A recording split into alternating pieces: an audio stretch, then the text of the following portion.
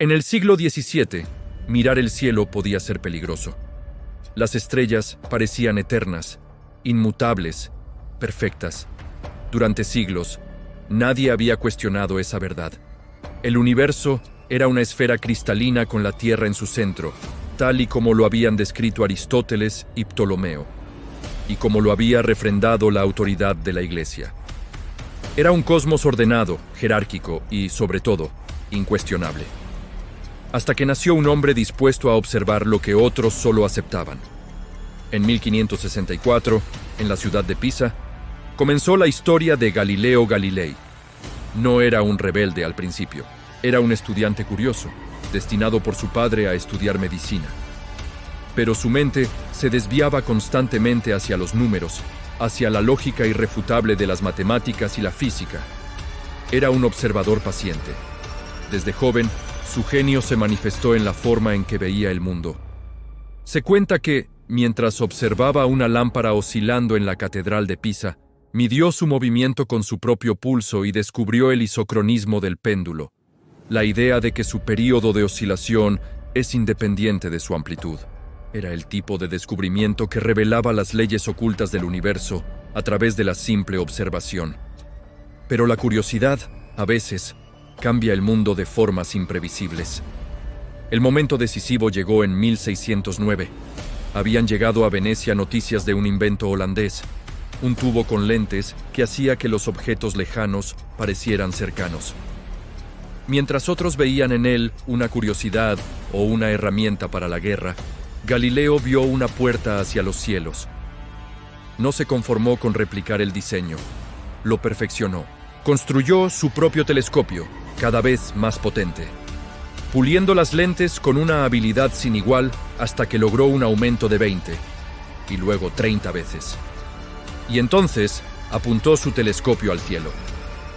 Lo que vio en las noches siguientes destrozaría milenios de dogmas. Descubrió algo que se creía imposible. La luna no era una esfera perfecta y lisa de éter celestial. Vio montañas, valles y cráteres. Su superficie era irregular, rocosa, imperfecta, terriblemente parecida a la Tierra.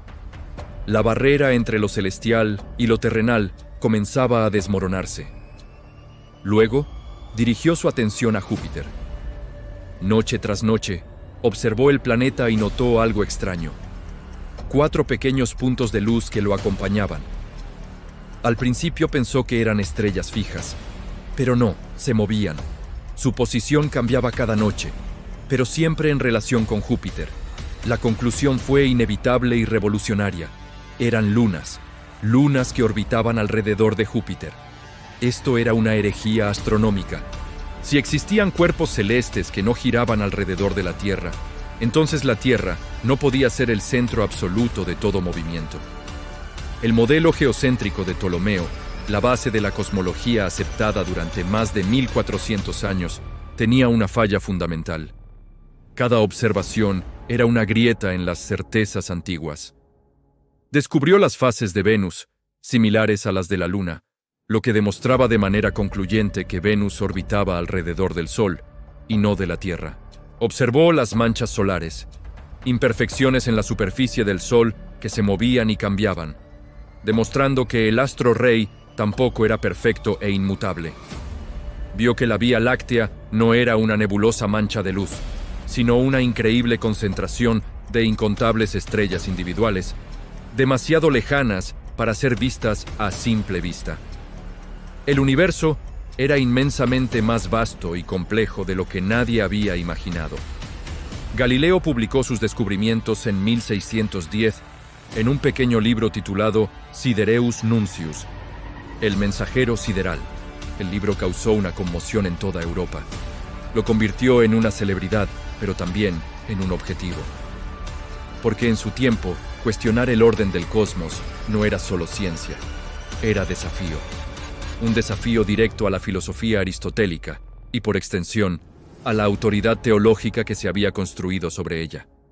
Al principio, la Iglesia Católica mantuvo una postura cautelosa.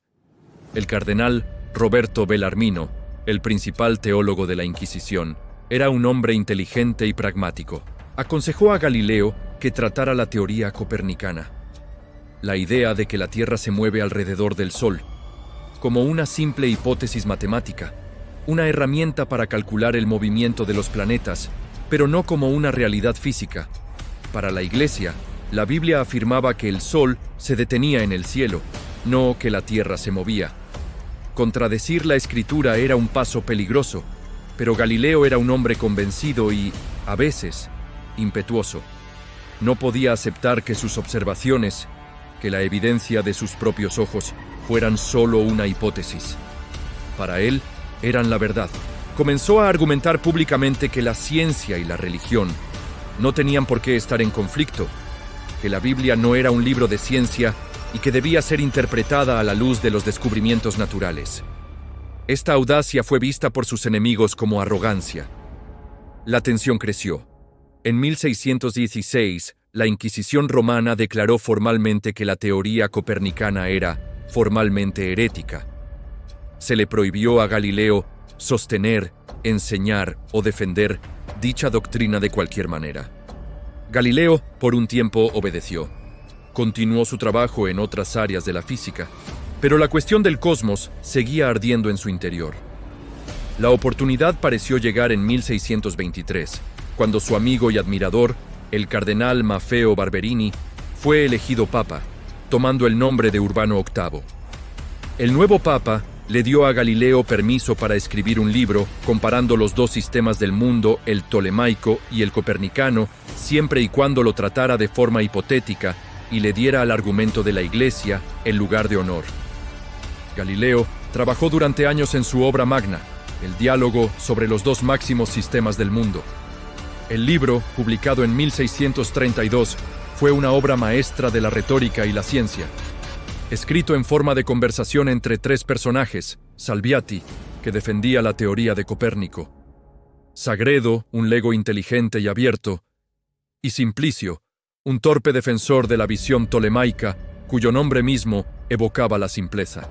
Galileo puso todos los argumentos más débiles y a veces ridículos en boca de Simplicio, y en la conclusión, las palabras del propio Papa Urbano VIII fueron pronunciadas por este mismo personaje. El Papa se sintió traicionado y ridiculizado. El libro fue prohibido y Galileo, ya un anciano de casi 70 años, fue convocado a Roma para ser juzgado por la Inquisición. El juicio fue una formalidad. Amenazado con la tortura, enfrentado a un poder abrumador, Galileo fue encontrado vehementemente sospechoso de herejía. El 22 de junio de 1633, en una ceremonia humillante, el gran científico, de rodillas, fue obligado a abjurar, a maldecir y detestar sus propias creencias. Tuvo que declarar que la Tierra no se movía. La leyenda dice que mientras se levantaba, murmuró por lo bajo, «Eppur si muove», y sin embargo, se mueve. Probablemente no sea cierto, pero encapsula perfectamente el espíritu de la verdad resistiendo a la autoridad. Su condena fue la prisión perpetua, conmutada luego por arresto domiciliario de por vida en su villa de Arcetri, cerca de Florencia. Allí pasó los últimos años de su vida, vigilado por la Inquisición con prohibición de publicar o recibir visitas sin permiso. Pero incluso en su confinamiento, su mente no se detuvo. Durante este periodo escribió la que muchos consideran su obra científica más importante, discursos y demostraciones matemáticas en torno a dos nuevas ciencias que sentó las bases de la ciencia moderna de la mecánica y la resistencia de los materiales. Tuvo que sacarla clandestinamente de Italia para que fuera publicada en Holanda. En sus últimos años, la misma vista que le había revelado los secretos del universo comenzó a fallarle. El hombre que había visto más lejos que nadie se quedó ciego. Murió en 1642, todavía bajo arresto domiciliario. La Iglesia prohibió que se le diera un entierro honorable. Pero el legado de Galileo no podía ser encarcelado. Sus descubrimientos, una vez liberados, no podían ser retractados. Su insistencia en la observación empírica y la evidencia matemática como pilares de la ciencia cambió para siempre la forma en que entendemos el mundo. Abrió el camino para Isaac Newton y para toda la física moderna. Su enfrentamiento con la Iglesia Se convirtió en un símbolo perdurable, a menudo simplificado, del conflicto entre la ciencia y el dogma, entre la libertad de pensamiento y la autoridad impuesta. Galileo no solo nos enseñó un nuevo cosmos, nos enseñó una nueva forma de conocerlo. Demostró que las verdades más sagradas deben resistir el escrutinio de la razón y la evidencia, y que, a pesar de todo, la verdad, como la Tierra, al final, siempre se mueve. Las ideas de Galileo, como las estrellas que observaba, comenzaron a brillar con una intensidad que nadie podía ignorar. Su telescopio no solo acercó la Luna y los planetas, sino que trajo una nueva forma de entender el cosmos, una que amenazaba con derrumbar siglos de creencias establecidas. El modelo heliocéntrico, con el Sol como monarca indiscutible de nuestro sistema, no era solo un ajuste en un mapa celestial. Era una revolución filosófica, un terremoto que sacudía los cimientos mismos del poder y la autoridad. La noticia de sus descubrimientos se extendió como un reguero de pólvora por toda Europa. Sus cartas, sus libros, sus observaciones, todo se copiaba, se traducía y se discutía en universidades, cortes reales y hasta en las tabernas más humildes. De repente, el universo tenía un nuevo centro, y no era la Tierra. Esto era peligroso. Si los textos sagrados y los grandes filósofos de la antigüedad podían haberse equivocado sobre algo tan fundamental como la estructura de los cielos, ¿en qué más podrían estar equivocados? La pregunta flotaba en el aire, cargada de tensión. Para la Iglesia, la autoridad no era algo negociable.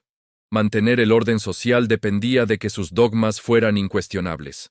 La propuesta de Galileo, aunque basada en la observación y la matemática, era vista como una afrenta directa, un desafío. No importaba si tenía razón, importaba que su verdad contradecía la verdad oficial. Y en esa época solo podía haber una. El conflicto ya no era una cuestión de ciencia, sino de poder. La colisión era inevitable y se acercaba a gran velocidad. Finalmente, el momento llegó. En 1633, un Galileo ya anciano y enfermo fue convocado a Roma para enfrentar a la Inquisición. Imaginen la escena. El hombre que había desvelado los secretos de las estrellas ahora se encontraba en una sala oscura, frente a hombres que se negaban a mirar por su telescopio. Fue interrogado, presionado, amenazado. Le mostraron los instrumentos de tortura, un recordatorio brutal de lo que le esperaba si no cooperaba. Su crimen no fue mentir, sino decir una verdad demasiado pronto, una verdad para la que el mundo, o al menos sus líderes, no estaban preparados. Lo que sucedió después es uno de los momentos más dramáticos de la historia de la ciencia. Para salvar su vida, para evitar un destino terrible, Galileo tuvo que arrodillarse y negar públicamente aquello que sabía con certeza. Tuvo que declarar que la Tierra era inmóvil, que el Sol giraba a su alrededor.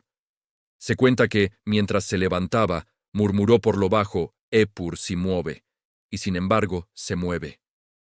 No sabemos si esto ocurrió realmente, pero encapsula perfectamente el espíritu de aquel momento. Una mente brillante, obligada a mentir para sobrevivir, pero cuya convicción interna permanecía intacta. Fue condenado a arresto domiciliario por el resto de su vida. Silenciado. Aislado en su villa cerca de Florencia, se le prohibió publicar o enseñar sus ideas. Pensaron que con encarcelar al hombre, encarcelarían también la verdad. Pero se equivocaron. Las ideas tienen una cualidad casi mágica. No pueden ser encadenadas.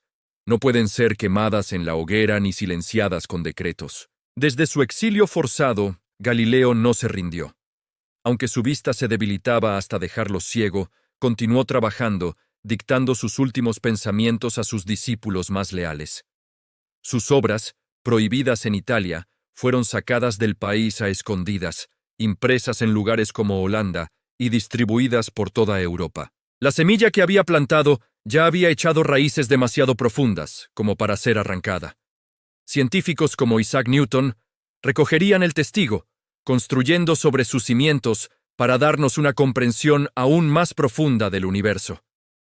El tiempo, el juez más imparcial de todos, le dio la razón a Galileo. Siglos más tarde, La misma Iglesia que lo condenó reconoció su error, pero su verdadero triunfo no fue ese reconocimiento póstumo. Su legado no está escrito en documentos de perdón, sino en cada satélite que orbita la Tierra, en cada sonda que viaja a Júpiter, en cada telescopio que apunta a galaxias lejanas. Hoy, cuando miramos las estrellas, no vemos simples puntos de luz en un firmamento estático. Vemos soles distantes, planetas con sus propias lunas, nebulosas donde nacen nuevas estrellas. Vemos un universo dinámico, inmenso y gobernado por leyes que podemos comprender. Esa visión, esa capacidad de entender nuestro lugar en el cosmos, se la debemos en gran parte a aquel hombre valiente que se atrevió a mirar más allá, a cuestionar y a defender la verdad, incluso cuando el precio era su propia libertad. Galileo no solo cambió la astronomía, nos enseñó algo mucho más profundo, que la observación y la evidencia deben prevalecer sobre el dogma, que la curiosidad es el motor del progreso, y que una sola mente, armada con una idea poderosa, puede cambiar el mundo para siempre. Su historia es un recordatorio eterno del poder del espíritu humano para buscar la verdad sin importar las consecuencias. El universo que nos reveló es mucho más maravilloso de lo que nadie había imaginado, y su eco resuena hasta nuestros días. Si historias como esta, que nos inspiran a mirar más allá y a cuestionar lo establecido, te apasionan tanto como a nosotros, no olvides suscribirte a nuestro canal. Así no te perderás ninguna de nuestras futuras exploraciones en los confines de la historia y la ciencia. Gracias por acompañarnos en este viaje.